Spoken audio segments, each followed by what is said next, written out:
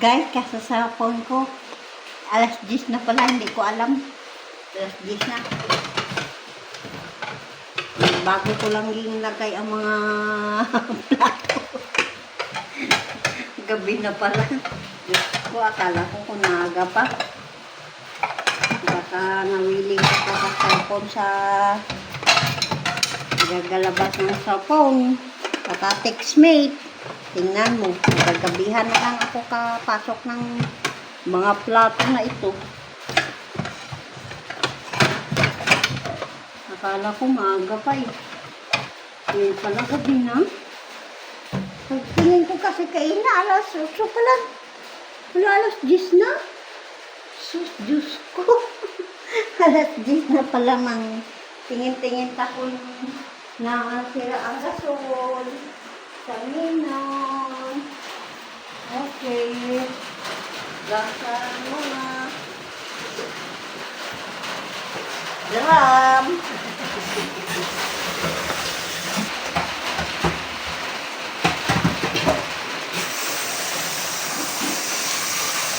Ay, hindi ka na malayan. Gabi na pala. Ang hatunugasan pala. Nandito pa.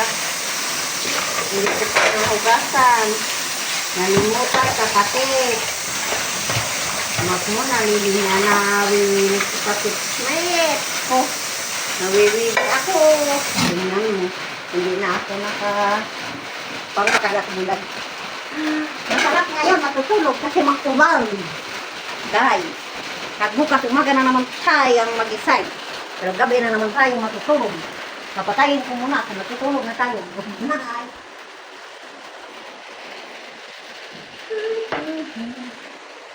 Oh.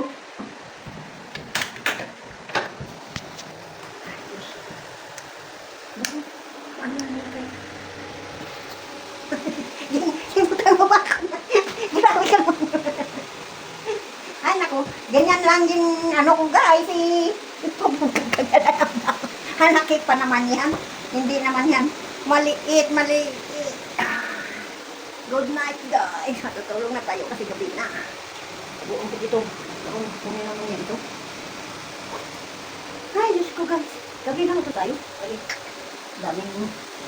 Ayan.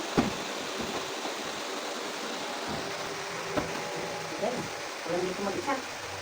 Siguro, pag-uwi sila sa November. Iwan ko lang. Sino uwi sa November 9? Ayun ka! Ang anak ko.